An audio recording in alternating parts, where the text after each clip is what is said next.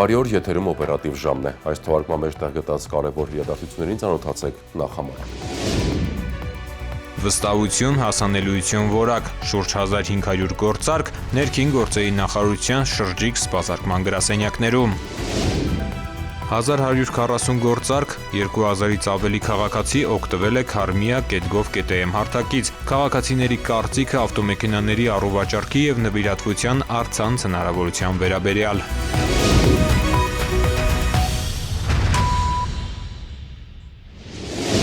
Թողարկման առաջին հատվածում առաջարկում եմ ծանոթանալ պաշտոնական լրահոսին։ Ապրիլի 30-ին ներքին գործերի նախարարությունում տեղի ունեցել աղետների ռիսկի կառավարման միջգերատեսչական աշխատանքային խմբի հերթական նիստը, որը վարում էր ներքին գործերի նախարարի տեղակալ Արմեն Մկրտչյանը։ Անդրադարձ է կատարվել նախորդ արտահերթ նիստի ժամանակ ձեռք բերված պայմանավորվածությունների կատարմանը։ Քննարկվել են գետերի և ջրահեռացման համակարգերի մաքրման, ռիսկային հատվածների քարտեզագրման ուղղությամբ իրականացված աշխատանքները։ Ընդգծվել է, որ պատասխանատու գերատեսչությունների միջև համագործակցությունը շարունակվում է, իսկ մարզերում իրականացվում է ռիսկային տեղամասերի մշտադիտարկում։ Ներքին գործերի նախարարության փրկարծառայության տնօրեն ներքին գործերի նախարարի տեղակալ Արամ Ղազարյանը նշել է, որ ինտենսիվ տեղումների հետևանքով վտանգավոր դեպքեր չեն արձանագրվել։ Փրկարծառայությունը իրականացրել է ուսումնասիրություններ և նույնականացրել ռիսկային տեղամասերը, աջակցել գետերի և սելավատարների մաքրման աշխատանքներին։ Ապահովել է տեխնիկայի մշտական պատրաստվածությունը, հաշվի առնելով ինտենսիվ տեղումների և հնարավոր վարարումների հետևանքով առաջացող ռիսկերը։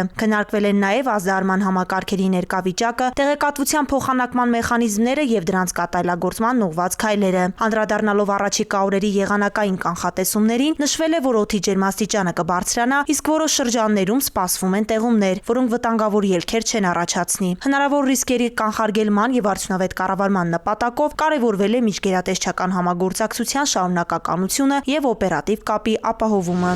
Ներքին գործերի նախարարության փրկարծառայության տնօրեն ներքին գործերի նախարարի տեղակալ Արամ Ղազարյանը ապրիլի 29-ին այցելել է Ազատի ջրամբար, ծանոթանալու ջրամբարների կառավարման կարողությունների կատարելագործում, կլիմայական ռիսկերին դիմակայունության համար ծրագրի արդյունքներին։ Ջրամբար էին այցելել նաև Հայաստանում Ճապոնիայի արտակարգ և լիազոր դեսպան Յուտակա Աոկին, ՄԱԿ-ի զարգացման ծրագրի մշտական ներկայացուցիչ Նաթիա Նասրիշվիլին, Արարատի մարզպետի աշխատակազմի, ջրային կոմիտեի, հիդրոօդերևութաբանության և մոնիթորինգի կենտրոնի ներկայացուցիչներ։ Ծրագիրը սկսել է 2025 թվականին, ուղղված է Հայաստանում ջրամբարների կառավարման կարողությունների կատարելագործմանը, այն տրամաբանությամբ, որ մենք ստանանք այնպիսի մի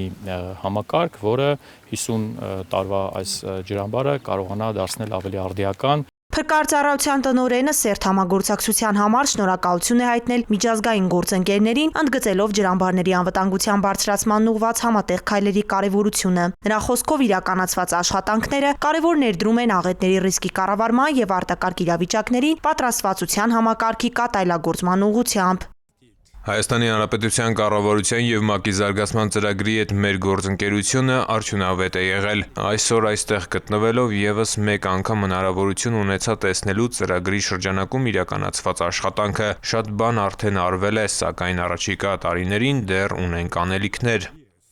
Ծրագրի շրջանակում Ազատի ջրամբարում տեղադրվել են ժամանակակից մոնիթորինգային սարքավորումներ, օդերևութաբանական և ֆոտովոլտային կայաններ, հիդրոլոգիական դիտարկումների արդիականացված միջոցներ և ազդարարման շչակային համակարգեր։ Ներկայացվել են սարքավորումների տեխնիկական բնութագրերն ու կիրառման ուղղությունները։ Ջրամբարը սնող հիմնական գետի, Ազատ գետի հիդրոլոգիական դիտակետն է արդիականացվել և տեղադրվել է ժամանակակից մակարդակաչափ։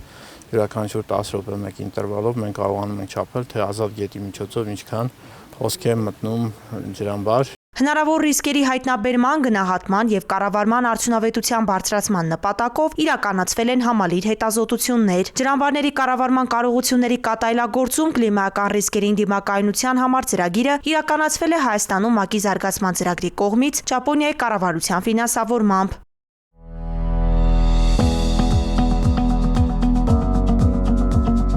Վստահություն, հասանելիություն, որակ։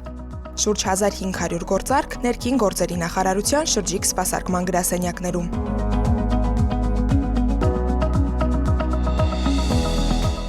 Ներքին գործերի նախարարության բարեփոխումների համատեքստում միգրացիայի և քաղաքացիության հաշվառման քննական բաժինների ծառայությունները քաղաքացիների համար առավել հասանելի և դյուրին դարձնելու նպատակով 2025 թվականի մարտին ներդրվեց Ներքին գործերի նախարարության շրջիկ սպասարկման գրասենյակների միջոցով ծառայությունների մատուցման այլընտրանքային ձևաչափը։ Նախորդ տարի իրականացվել է շուրջ 950, իսկ 2026 թվականի առաջին 4 ամիսներին ավելի քան 500 գործարք։ Յուրաքանչյուր այց նախապես պլանավորվում է համայնքների ընտրության հիմքում դիմելիության ակտիվությունն է։ Տեղեկատվությունը հավաքագրվում է պաշտոնական հարթակների, տեղական ինքնակառավարման մարմինների հետ ակտիվ համագործակցությամբ։ Դիմումների շրջանում գերակշռում են անձնագրերի փոխանակման եւ հանրային ծառայությունների համարանիշի տրամադրման գործընթացները։ 2026 թվականի հունվարի 1-ից այլևս չեն ընդունվում քաղաքացիության շնորհման դիմումները շրջիկ գրասենյակի միջոցով, սակայն շարունակում են ընդունվել փախստականների ժամանակավոր պաշտպանության վկայականների տրամադրման եւ փոխանակման դիմումները։ Աննա Մակարյանի խոսքով ներքին գործերի նախարարության շրջիկ սպասարկման գրասենյակները նաև տեղական ինքնակառավարման մարմինների ընտրությունների ժամանակ են ակտիվ գործունեություն իրականացրել։ Այցելելով շրջիկ սպասարկման գրասենյակներ, քաղաքացիները հնարավորություն ունեն նաև փոխանակել վարորդական իրավունքի եւ սեփականության վկայականները, հաշվառման վկայագիրը, կորստի դեպքում ստանալ նորը, ինչպես նաև օգտվել հաշվառման քննական բաժինների կողմից մատուցվող այլ ծառայություններից։ Առաջնորդվելով քաղաքացիակենտրոն մոտեցմամբ, շրջիկ սպասարկման գրասենյակների աշխատակիցներն անհրաժեշտության դեպքում նաև տնայցեր են կատարում։ Շուրջ 1500 գործարքները պարզապես վիճակագրական տվյալներ չեն, դրանք քաղաքացիների վստահության, մատուցվող ծառայությունների հասանելիության եւ որակի մասին են։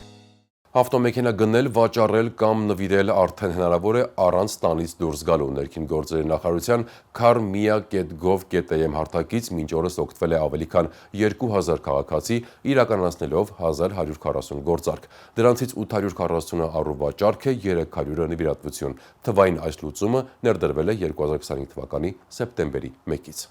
Ավտոմեքենա գնել, վաճառել կամ նվիրել առանց տնից դուրս գալու։ Karmia.gov.am հարթակը հնարավորություն է տալիս մի քանի րոպեում ավարտել գործարքը։ Ներքին գործերի նախարարությունը թվային լուծումը ներդրել է 2025 թվականի սեպտեմբերի 1-ից, նպատակ ունենալով քաղաքացիների համար առավել դյուրին դարձնել տրանսպորտային միջոցների հետ կապված գործարքները, թեթևացնել հաշվառման քննական ստորաբաժանումների ծանրաբեռնվածությունը։ Արդեն հարթակից օգտվել է 2000-ից ավելի քաղաքացի, կատարվել 1140 գործարք, որից 840 առուվաճառքի, 300-ը նվիրատվության։ Ներքին գործերի նախարարությունը կարևորում է թվային հարթակից օգտված քաղաքացիների կարծիքը, այն դիտարկելով որպես համակարգը լավարկելու հնարավորություն։ Շատ գոհ եմ, որովհետև ընդհանրապես ժամանակ չեմ կորցրել, չեմ վատնել այդ ամեն ինչի վրա։ Շատ արագ ամեն ինչ արվեց։ Շատ հարմար է, շատ։ Ընդամենը 5 րոպեում այդ բոլոր գործողությունները արված, էլի։ Իրոք շատ գոհ եմ։ Ես առաջին անգամ օգտվեցի ու իրոք գոհ եմ։ Գնացել եմ տեղ պասպորտն էլ վերցնելուց, ընդամենը ոչ հերթ եմ կանել, ոչ բան, ընդամենը քաշել է 10 վայրկյան։ Սենց ավելի հեշտ է եղել, տենց ավելի էլի ժամանակի հատվածում ավելի արագ է ստացվել։ Դες այդ բանը նոր ծրագիրը շատ լավ է, գոհ ենք։ Շատ արագ ստացվեց, էլի։ Ոչ հերթեր ենք սպասել կամ ոչ մի բան, էլի։ Կար ծրագրի մեջ լավ կողմ, որ մեքենան գնելուց կարող էր հին վարորդը իր մեքենայի տրանսպորտային միջոցի համարը թողնել նոր գնող մարդու։ Խորհուրդ եմ տալի բոլոր վարորդներին արկու վաճառքը պետք կազմակերպել,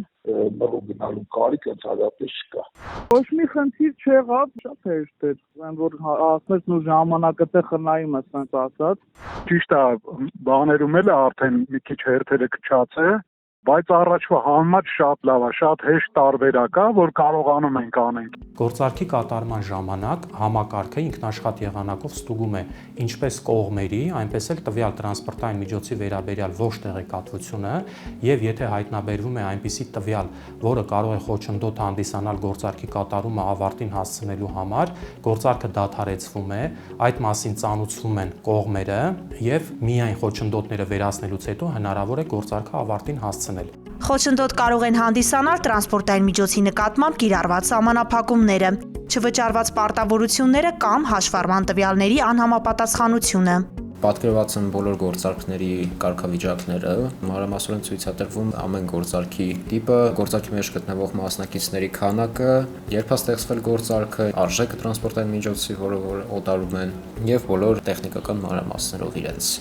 Թվային հարթակում գործարք կատարելու համար եւ գնորդը եւ վաճառողը պարտադիր պետք է ԵՍՄ համակարգում անցնեն նույնականացում։ Ավտոմեքենայի սեփականության իրավունքը փոխանցելու համար անհրաժեշտ է վաճառելու դեպքում նախ գնորդի հետ համաձայնեցնել վաճառքի գինը, իսկ նվիրատվության դեպքում վճարել ավտոմեքենայի հաշվառման գործողությունների տուրքը։ Գործարք կատարելու համար անհրաժեշտ է մուտք գործել կայք, լրացնել կոնտակտային եւ տրանսպորտային միջոցի տվյալները, հաշվառման համարանիշի եւ վկայագրի, համարակիր մասերի եւ սեփականության իրավունքի փոխանցման ձևի վերաբերյալ կատարել անհրաժեշտ գործողություններ։ Առուվաճառք իրականացնելիս գնորդը պետք է ունենա վարորդական իրավունքի վկայական, իսկ տրանսպորտային միջոցը միայն հերթական կամ ցանկալի պետհամարանիշ։ Թվային հարթակում իրականացվող գործարքները գտնվում են մշտապես մեր դիտարկման ներքո, վեր են հանվում տեղ գտած թերությունները եւ տրվում են արագ լուծումներ։ Թվային հարթակից օգտվելիս առաջացող հարցերի դեպքում քաղաքացիները կարող են դիմել թեժգից զանգահարելով 060 83 8302 հեռախոսահամարով։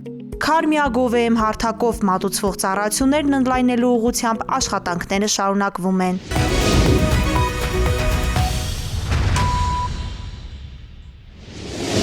Մենք վերադարձանք եւ շարունակելով թողարկումը առաջարկում եմ անցնող շաբաթվա քրեական քրոնիկոնին ծանոթանալ մեկ տեսաշարով։ Քրեական ոստիկանության Լոռու մարզային վարչության ծառայողները ապրիլի 26-ին Վանաձոր քաղաքում սպանության դեպք են կանխել։ Ձեռնարկած համալիր օպերատիվ հետախուզական միջոցառումների արդյունքում ապրիլի 17-ին քրեական ոստիկանները փաստական տվյալներ են ձեռք բերել, որ Վանաձոր քաղաքի բնակիչ մի խումբ երիտասարդներ 36-ամյա համաքաղաքացու հետ ունենալով թշնամական հարաբերություն նախնական համաձայնությամբ նախապատրաստել են նրա սպանությունը, ինչպես նաև ավազակային հարձակումներ ու բնակարանային գողություններ։ Պարզելով բնակության հասցեն, երիտասարդները դարանակալումներ են իրականացրել 36-ամյա համաքաղաքացու տան մոտ։ Լոռու մարզային քննչական վարչությունում ապրիլի 18-ին դեպքի առթիվ քրեական վարույթ է նախաձեռնվել։ Ապրիլի 26-ին քրեական ոստիկանները պարզելով, որ Վանաձորի բնակիչ 4 երիտասարդ Mitsubishi մակնիշի մեքենայով ընթանում են դեպի Անդրանիկի փողոց եւ իրենց մոտ ունեն ապօրինի պահվող հրազեն, հանդիպել են նրանց։ Չենթարկվելով ոստիկանների օրինական պահանջին, նրանք դիմել են փախուստի, սակայն ոստիկաններին հաջողվել է կանխել նրանց փախուստը, ձերբակալել եւ տեղափոխել մարզային վարչություն։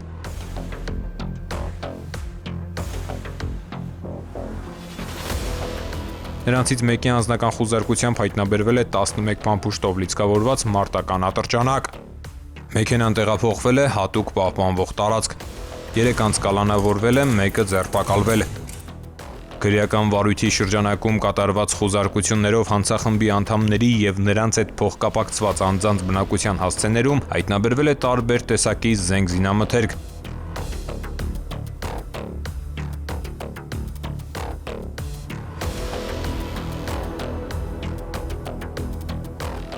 Ձեռնարկվում են միջոցառումներ հանցավոր խմբի մյուս անդամներին հայտնաբերելու ուղղությամբ։ Նախաքննությունը շարունակվում է։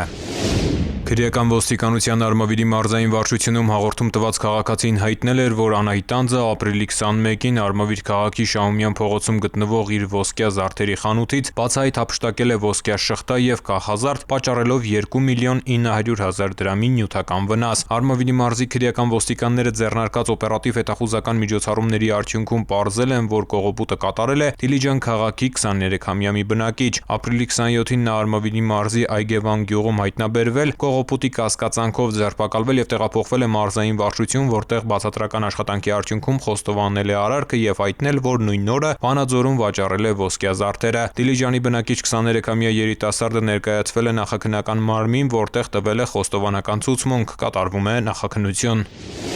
Մեքենայի հայլու ապակիների գողությունների վերաբերյալ հաղորդումներ համայնքային ոստիկանության Մաշտոցի բաժնում ստացվեցին սկսած ապրիլի 4-ից։ Ապրիլի 11-ին ստացված 8-րդ հաղորդումը վերջինն էր։ Գողությունները կատարվում էին գիշերները։ Մեքենայատերերին պատճառված վնասն էլ տատանվում էր 50-ից 150.000 դրամի սահմաններում, իսկ որ բոլոր դեպքերում կատարողը նույն անձն էր, հուշում էր մեքենաներին թողած տելեգրամյան նույն հասցեն։ Բոլոր դեպքերով նախաձեռնվել է քրեական վարույթ։ Մաշտոցի համայնքային ոստիկանների ձեռնարկած օպերատիվ բազմաթիվ հետախուզական միջոցառումների արդյունքում պարզվեց, որ գողությունները կատարել է մայրաքաղաքի Նազարբեկյան թաղամասի բնակիչ 16-ամյա մի պատանի։ Ապրիլի 12-ին առավոտյան ժամը 6:30-ին Բաշինջաղյան փողոցում պատանին հայտնաբերվեց, ձերբակալվեց եւ այդ պահին իր հետ եղած հասակակից տղայի հետ միասին տեղափոխվեց Մաշտոցի բաժին։ Պատանին ընդունեց, որ հիշյալ 8 հափշտակությունները կատարել է ինքը, նաեւ հավելեց, որ այդ օրերին Աչափնյակ վարչական շրջանի տարածքում կատարել է նմանատիպ այլ գողություններ եւս։ Ձեռնարկվում են միջոցառումներ տուժած բոլոր մեքենայատերերին եւ գողոնը հայտնաբերելու ուղղությամբ, հանգամանքները պարզվում են։ Մարտունու համայնքային ոստիկանների օպերատիվ միջոցառումների արդյունքում Վարդենիսի քննչական բաժնում նախաձեռնվել էր քրեական վարույթ, շրջանառությունն արգելված թմրամիջոցներ, հոգեմետ, խիստ ներգործող կամ թունավոր նյութեր պարունակող բույսեր ցանելու կամ աճեցնելու հատկանիշներով։ Հետագա միջոցառումների եւ քննչական գործողությունների արդյունքում դատարանի որոշմամբ ապրիլի 15-ին խուզարկություն կատարվեց Վաղաշեն գյուղի բնակիչ 28-ամյա տղամարդու բնակության վայրում։ Հայտնաբերվեց 1 կիլոգրամ կանեփանման չորացված մանրացված զանգված ու ավելի քան 800 գրամ կանեփի սերմ, նաև տարբեր դրամաչափի 11 փամփուշտ։ Ըստ տանտիրոջ փամփուշտները պատկանել են հանգուցյալ հորեղբորը, իսկ զանգվածը պատրաստել է անցած տարի իրենց հողամասում աճած կանեփի թփերից։ Նման մի տեղեկություն էլ ստացել էին Սևանի համայնքային ոստիկանները, ըստ որի Սևան քաղաքի Գործարանային փողոցի բնակիչ 32-ամյա տղամարդը տանն աճեցնում է կանեփ ու ապօրինի պահում մարիխուանա։ Ապրիլի 17-ին Սևանի քննչական բաժնում նախաձեռնվեց քրեական վարույթ։ Զննության ընթացքում տանտերն իրավապահներին ներկայացրեց ընդհանուր մոտ 12 գրամ դեղնականաչավուն զանգված եւ մոտ 48 գրամ կանեփի սերմ։ Հիմնավորվեց նաև կանեփ աճեցնելու վարկածը։ Ննջասենյակում դրված պահարանը կահավորված էր հատուկ լուսավորությամբ, ջերմաչափով ու նկարահանող սարքով, որտեղ տանտերը տարաներում աճեցնում էր կանեփի 4 թուփ։ Հայտնաբերվեցին նաև էլեկտրական գշերք, փայլաթիթեղներ, թափանցիկ հեղուկով 6 տարա, 2 ներարկիչ։ Ըստ տանտիրոջ այս ամենը թմրամիջոց պատրաստելու, իսկ թմրանյութը անձամբ օգտագործելու համար էր։ Երկու դեպքով էլ նախաքննությունը շարունակվում է։ Եթե WhatsApp-ով կամ այլ հավելվածներով անձինք ներկայանում են որպես ազգային անվտանգության ծառայության, ոստիկանության կամ այլ իրավապահ մարմնի ներկայացուցիչներ եւ պահանջում են գումար փոխանցել, դա զեղծարարություն է։ Իրավապահները երբեք հեռախոսով կամ հաղորդագրությամբ գումար չեն պահանջում։ Ինչ անել, եթե դարձել եք հանցագործության զոհ։ Մանրամասնում են ներքին գործերի նախարարության, քրեական ոստիկանության գլխավոր վարչության կիբերհանցագործությունների դեմ պայքարի վարչության պետ Հայկ Մկրտչյանը։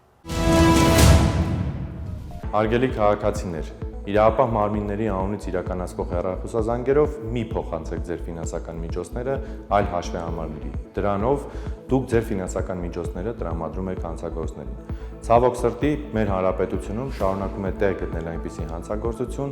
երբ արտասահմանում գտնվող հանցավոր խմբերը զանգ են կատարում մեր քաղաքացիներին եւ ներկայանում են տարբեր իրավապահ կառույցի աշխատակիցներ, ոստիկանության, ազգային անվտանգության ծառայության եւ քննչական կոմիտեի, եւ ներկայանալով այդ կառույցների աշխատակիցներ վերջիներս փորձում են տարբեր եղանակով համոզել, որ տվյալ քաղաքացին ունի ֆինանսական խնդիրներ եւ պահանջում են, որպեսզի հետագա խնդիրներից խուսափելու համար վերջինս իրենց ֆինանսական միջոցները փոխանցի իրենց իսկ կողմից տրված հաշվեհամարներին։ Ցավոք սրտի մենք ունենում ենք դեպքեր, երբ մեր քաղաքացիները իրենց բանկային հաշիվներից դուրս են բերում 10, 20, անգամ 30 միլիոն դրամի հասնող գումարը եւ ուղարկում են հանցագործների կողմից տրված հաշվեհամարներին։ Պարզապես անհրաժեշտ է հիշել մի պարզ բան. իրավապահ մարմինները իրավունք չունեն հեռախոսազրույցի միջոցով քաղաքացիներից պահանջել իրենց իսկ բանկային հաշիվներից դուրս բերել որևէ ֆինանսական միջոց եւ փոխանցել այլ հաշվեհամարներին։ Եթե ստացել եք նմանատիպ զանգ որևէ պետական կառույցի անունից, ապա անհրաժեշտ է ընդհատել տվյալ հեռախոսազանգը, կապ հաստատել տվյալ իրավապահ մարմնի որևէ թեժ գծի հեռախոսահամարով եւ պարզել եղելությունը։ Դրանով իսկ դուք կապահովագրվեք եւ չեք դառնա հանցագործության զոհ։ Եվ թողարկման վերջում ներքին գործերի նախարարությունը հայտարարում է ընդունելություն ոստիկանության գվարդիայի կրտսեր խմբում։ Ծառայությունը հնարավորություն է տալիս ունենալ կայուն աշխատանք, մասնագիտական աճ եւ նպաստել երկրի ներքին անվտանգության ապահովմանը։ Դիմել կարող են 18 տարին լրացած Հայաստանի Հանրապետության քաղաքացիները, ովքեր ունեն առնվազն միջնակարգ կրթություն, անցել են պարտադիր զինվորական ծառայություն եւ համապատասխանում են ֆիզիկական ու առողջական պահանջներին։ Ծառայությունն ապահովում է մրցունակ աշխատավարձ, առողջության ապահովագրություն եւ առաջխաղացման հնարավորություն։ Փաստաթղթերը ընդունվում են մայիսի 1-ից աշխատանքային օրերին։ Ներքին գործերի նախարարության ոստիկանության գվարդիայում Դավիթ Հաշեն, երկրորդ թաղամաս 62 կոտորակ 26 հասցեում։ 112 բարև ձեզ, լսում եմ։ 112 լսում եմ ձեզ։ Քաղաքը նշեք։ Բարի շնորհակալություն, ընդունած եմ։ Ահազանգ ունեն քաղաքացուն օգնություն անհրաժեշտ Մաշտոցի պողոտայում։